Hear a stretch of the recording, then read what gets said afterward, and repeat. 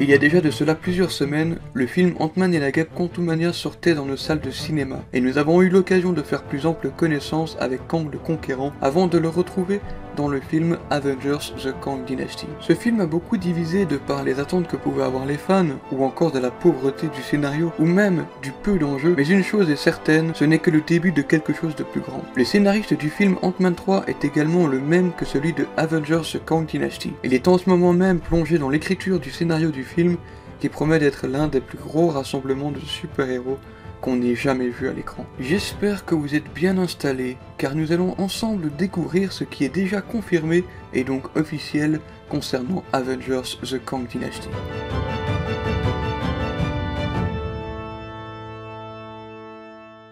Comme dit en début de vidéo, Jeff Loveness est le scénariste du film Avengers The Kang Dynasty, et il ne s'agit pas de son seul film au sein de l'univers Marvel, puisqu'il a également écrit Ant-Man et la guêpe Quantumania. Ce dernier a beaucoup partagé quelques-unes de ses réactions concernant les critiques du film Ant-Man 3. Se disant très affecté par ses retours négatifs, il déclara « Pour être honnête, ces retours m'ont pris par surprise.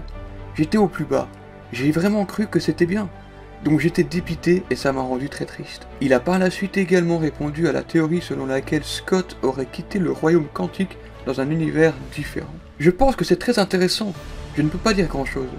En effet, ce n'est pas loin de certaines possibilités, mais je ne peux rien dire.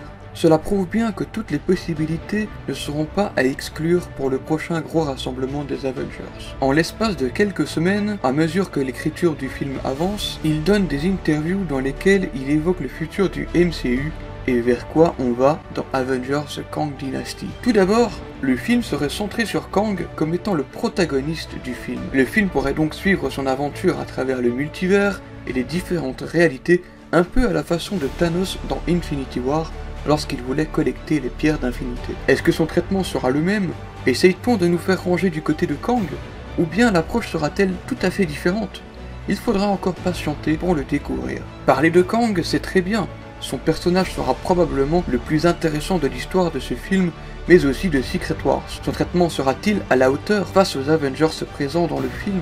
En poursuivant ses déclarations, il a teasé la présence de quelques-uns de nos Avengers qui combattront le Grand Conquérant. En effet, selon Jeff Loveness, Yelena Belova et Shuri, la nouvelle Black Panther, auront une bonne implication dans le film. Nous avons cette bonne poignée d'interprètes, Florence Pugh, Jonathan Majors et Letitia White. Tout le monde aura sa chance de briller. Deux personnages féminins au caractère fort pouvant faire face à Kang le Conquérant. D'un côté, Yelena Belova, récemment vue dans le film Black Widow, mais aussi dans la série Hawkeye, une espionne aux qualités et maîtrise de combat hors pair. Et de l'autre côté, nous avons Shuri, la nouvelle Black Panther, enragée, très intelligente et aux capacités surhumaines. Et qui dit Black Panther dit Namor, le roi du peuple de Talokan, fera également son apparition dans le film, déclare Jeff Loveness. Il ajoute même qu'il a très hâte de pouvoir écrire son personnage. Ça ne s'arrête pas là, pour faire un bon film Avengers, il en faut encore plus. Et c'est pourquoi la présence de Moon Knight, le point de Khonshu, Daredevil, le diable de Hell's Kitchen, et Hawkeye, fraîchement retraité avec sa famille, aura son importance pour le développement de l'histoire. Pauvre Clint Barton qui pourra donc jamais se reposer tranquillement sans qu'on ait besoin de son aide. Le personnage de Moon Knight est encore à l'heure actuelle pour beaucoup de personnes un ovni dans l'univers du MCU. Il n'a pas encore eu d'interaction avec les autres personnages des Avengers et pourtant son implication dans le film pourrait être capitale. En effet, lors de la scène post-générique d'Ant-Man 3, on peut y apercevoir un variant de Kang plus connu sous le nom de Ramatut dans les comics. Il s'agit d'un Kang pharaon ayant régné sur l'Égypte antique. Et lorsque l'on parle d'Égypte antique, on pense forcément au personnage de Khonshu, le dieu de la lune.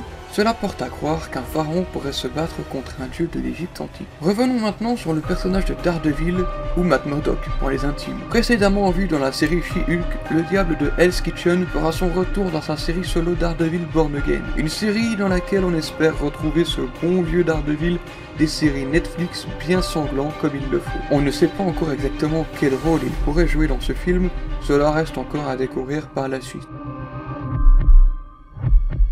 Dans Avengers The Kang Dynasty, on peut espérer avoir de très grandes batailles comme on a pu l'avoir dans Avengers Infinity War entre Doctor Strange et Thanos sur la planète Titan. Il se pourrait bien que ce genre de combat puisse revoir le jour dans The Kang Dynasty avec Kang et Doctor Strange. Le scénariste déclare que leur combat sera épique et qui restera comme l'un des points les plus forts de ce film. Mais quand on y réfléchit, les connaissances de Strange et de Kang en matière de multivers pourraient très bien faire de ce combat une véritable course-poursuite à travers le multivers si on l'aborde dans ce genre-là. Pour le moment, il s'agit des seuls personnages confirmés pour apparaître dans Avengers The Kang Dynasty. Mais des bonnes nouvelles ne viennent jamais seules. Lorsqu'il parlait du processus d'écriture disparate entre les scénaristes de Marvel, Jeff Loveness évoque la probabilité de ne pas inclure les 4 Fantastiques ou Blade dans Avengers The Kang Dynasty. Il déclare qu'il ne va probablement même pas utiliser ces personnages dans le film. Après tout, il ne s'agit peut-être pas de quelque chose de négatif. Ils ne feront pas partie de ce film, certainement pour mieux pouvoir les introduire dans Avengers Secret Wars. Qui sait ce qu'il nous reste encore à découvrir pour ce film qui sera sûrement le plus gros crossover de tous les temps.